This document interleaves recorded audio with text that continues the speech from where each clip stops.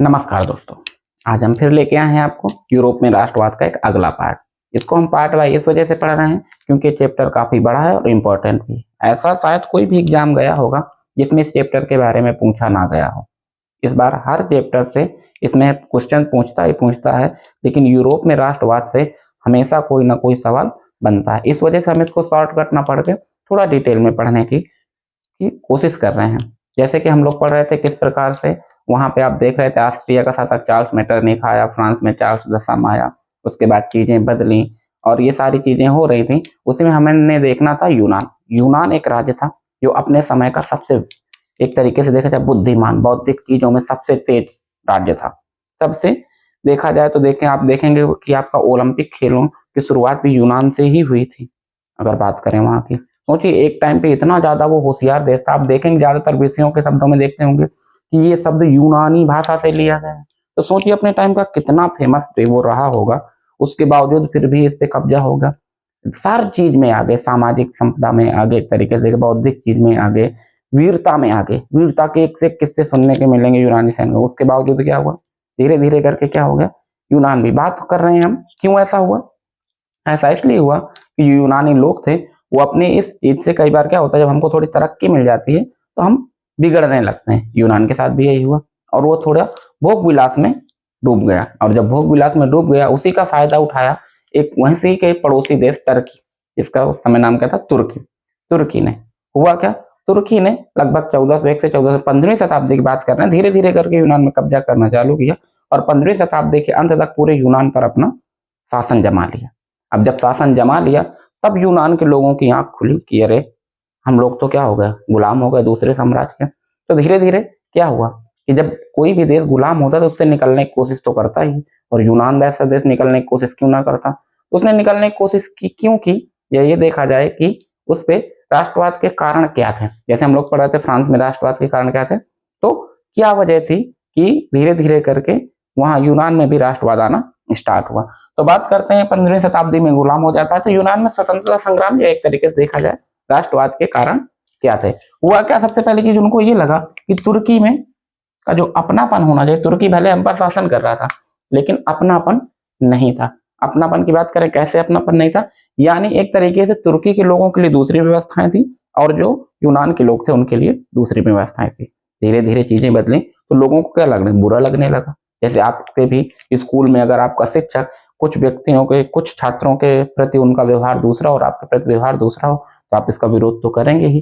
तो बिल्कुल यही चीज कहाँ पे होने लगी, तुर्की में होने लगी। दूसरी बात, 1701 से 1799 के ईस्वी के बीच में हुआ क्या था, जो तुर्की था धीरे धीरे करके कमजोर पड़ने लगा था और इतना कमजोर पड़ चुका था कि वहां का जो वहां के जो लोग थे, यानी जो यूरोप महाद्वीप के लोग थे, उसे यूरोप का मरीज कहा जाने लगा।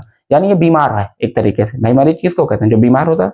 तो ये कहा जाने लगा। आपसे कई बार क्वेश्चन 1 नंबर में पूछा है ऑप्शनल में कि तुर्की का मरीज किस देश को कहा जाता है, तो सॉरी, यूरोप का मरीज किस देश को कहा जाता है। तो यूरोप का मरीज किसे कहते हैं, तुर्की को कहते हैं। जैसे आपको पूछेगा आगे चल के जब भारत का राष्ट्रवाद पढ़ेंगे कि एशिया का अजगर किसे कहा जाता है, ये बताएंगे। अगर आप लोगों को पता है तो आप बताइएगा जरूर हमें कमेंट करके, लेकिन अगर आप नहीं पता तो हम आगे बताएंगे आप लोगों को। इसके बाद बौद्धिक आंदोलन स्टार्ट हुए। बौद्धिक आंदोलन कैसे स्टार्ट हुए, बौद्धिक आंदोलनों की बात करें तो यूनान एक तरीके से होशियार देश तो था ही, बौद्धिक क्षमता में भी एक तरीके से होशियार था। तो इन्होंने लोगों को मोटिवेट करना शुरू किया।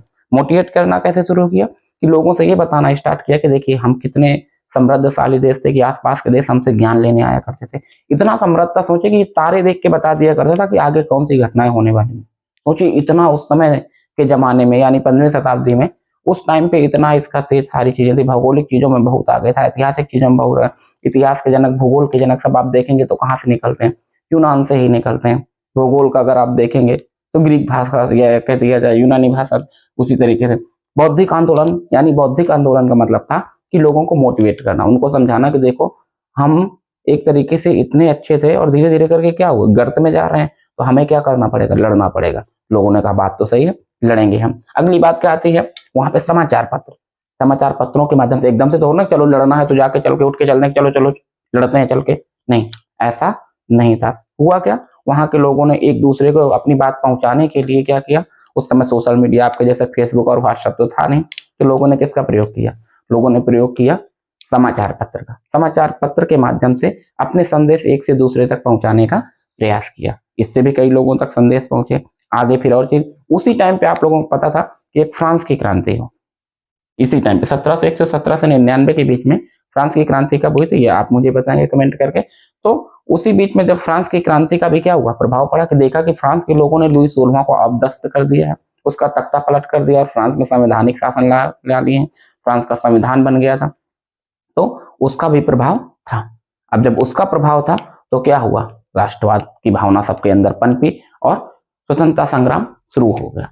और जब स्वतंत्रता संग्राम शुरू हुआ तो उसको यानी विद्रोह एक तरीके से कहते हैं, स्वतंत्रता संग्राम जब शुरू होता है वहां का यूनान का, तो उसको नेता कौन आगे था, जैसे आप देखेंगे कि उसमें निकल के आया था नेपोलियन, तो इसमें कौन था, इसमें था अलेक्जेंडर हिप्सलांटी। बात कब की हो रही है, 1821 की। 1821 में जब अलेक्जेंडर हिप्सलांटी निकल के आए, विद्रोह करना स्टार्ट किया, अच्छा खासा विद्रोह चल रहा था। तब उसी टाइम पे आपको पता होगा कि 1815 से लेकर 1848 तक ऑस्ट्रिया के एक शासक था जो पूरी तरीके से आसपास सब जगह नजरें रखा था। उसमें हमने पढ़ा था ऑस्ट्रिया में कि उसका मेन चीज क्या थी कि वो किसी भी जगह राष्ट्रवाद होता था या किसी भी जगह ऐसी प्रकार की भावना जगती थी, उसको दबाने का काम करता था। वो खुद तो नहीं गया, उसने अपने आसपास के पड़ोसियों से कहा कैसा करो, इसको दबाने का प्रयास करो।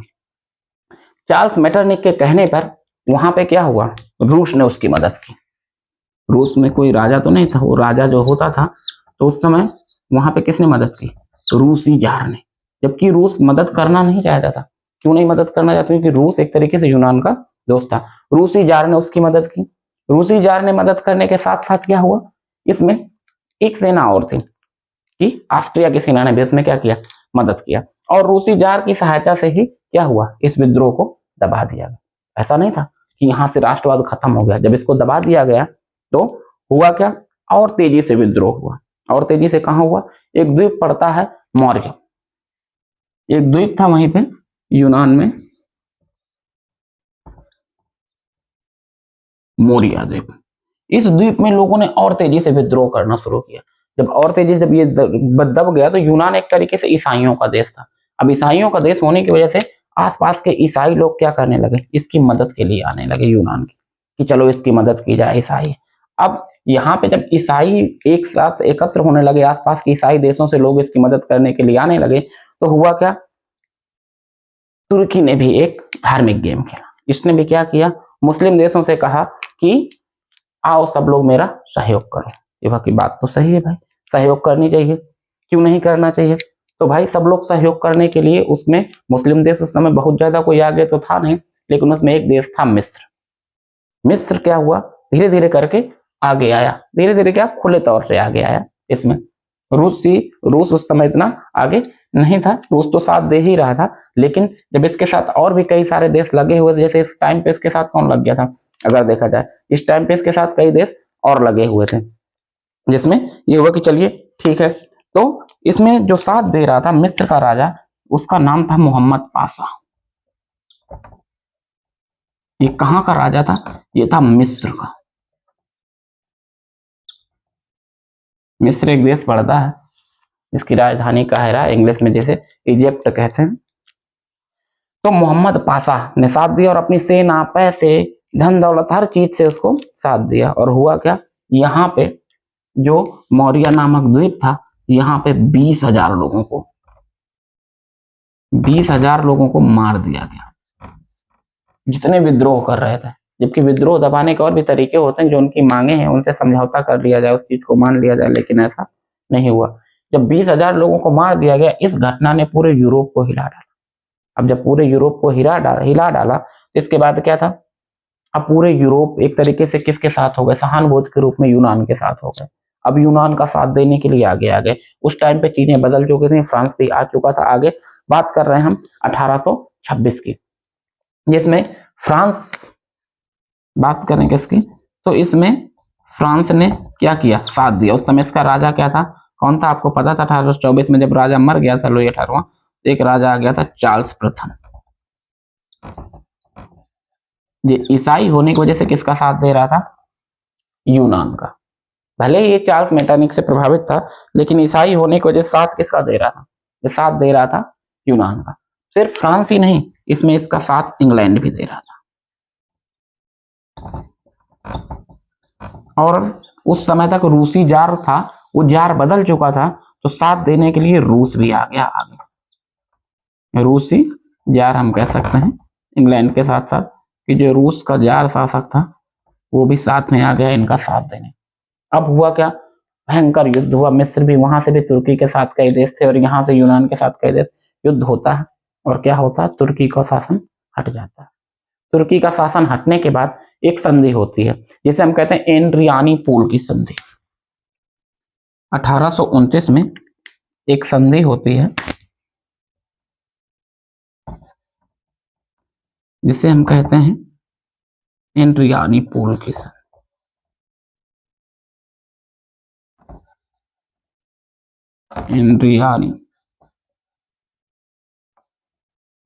एड्रियानी-पूल की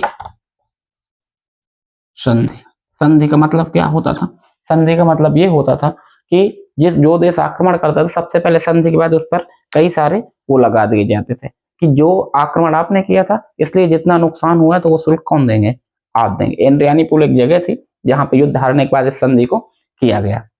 हुआ क्या, अब ये युद्ध कब से स्टार्ट हुआ था, ये हुआ था 1826 से। ये तीनों जब दोबारा साथ आए, जब ये मौर्य विद्रोह दबा दिया गया, तो 1826 से फिर से इन सब देशों ने मिलकर इस पर ऑटोमन साम्राज्य पर आक्रमण करना शुरू किया।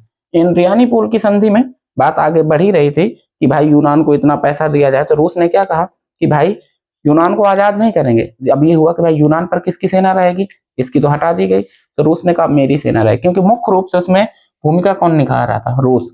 रूस ने कहा कि मेरी सेना। यूनान के लोगों ने कहा ये तो भाई गलत बात है, भाई अभी तक हम लड़ रहे थे कि तुर्की की सेना हमारे कब्जे किए हुए थे, अब तुम कब्जा करोगे, ये गलत बात है, ऐसा नहीं होगा। होता क्या है, यूनान के लोग युद्ध जारी रखते। अब युद्ध किसके विरुद्ध होने लगा, रूस के विरुद्ध। और ये एड्रियानी-पूल की संधि क्या होती है, नहीं मान्य होती है और रूस चलता रहता है युद्ध। 1829 में ये संधि 2 साल तक युद्ध चलता है। धीरे धीरे करके रूस भी क्या होता है, कमजोर पड़ जाता है। और 1831 में इस संधि को आप याद रखनी है, 1831 में एक संधि होती है कुस्तुनतुनिया।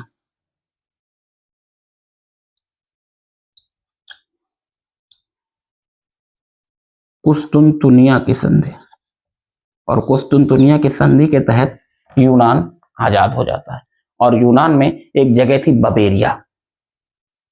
बबेरिया एक जगह थी संधि के बाद, जो था बबेरिया नामक जगह का एक राजकुमार था।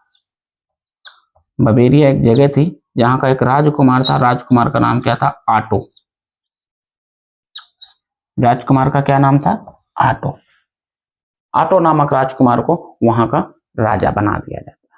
अब इस चीज में याद रखने वाले, कुस्तुनतुनिया की संधि किसके किसके बीच हुई थी, तो वो हुई थी यूनान और रूस के बीच में, जिसमें कौन विजय हुआ था, एक तरीके से यूनान विजित होता है। और यूनान में क्या होता है, यूनान के खुद का राजा का राष्ट्रवाद वहां पे आ जाता है या राजतंत्र स्थापित हो जाता है। किसको राजा बनाया गया था, बबेरिया के राजकुमार आटो को राजा बनाया जाता है वहां क्रांति के बाद। इसमें कुछ चीजें याद रखने लायक हैं, जैसे अगर आप देखेंगे कि विद्रोह का आरंभ करने वाला नेता कौन था, तो वो था अलेक्जेंडर हिप्सलैंकी। या कुस्तुनतुनिया की संधि कब हुई थी, या एड्रियानी-पूल की संधि कब हुई थी। एड्रियानी-पूल की संधि किसके किसके बीच हुई थी, तो रूसी जारों की तरफ से, और एक तरीके से देखा जाए यूनान की तरफ से लड़ रहे थे फ्रांस, इंग्लैंड, रूसी जार, और उसकी तुर्की यानी ऑटोमन साम्राज्य की तरफ से। अभी इस चैप्टर में बचा है इटली का एकीकरण और जर्मनी का एकीकरण। तो अगले चैप्टर में हम कोशिश करेंगे कि उन दोनों का एकीकरण, आपको जो सबसे ज्यादा जरूरी है, जिसमें जरूरी है Ottoman Bismarck, Garibaldi, Joseph Mazzini, count the Cavour, जो सबसे ज्यादा इंपॉर्टेंट है आपको पिछले चैप्टर में। जिन बच्चों ने हमारा पिछले भाग इसके ना देखे हो, वो डिस्क्रिप्शन में लिंक पड़ी हुई है, वो पीछे जाके देख सकते हैं। और इस वजह से हम इसको पार्ट बाय पार्ट बना रहे हैं कि जो जहां तक देख पाए वहां तक देख सकता है। धन्यवाद।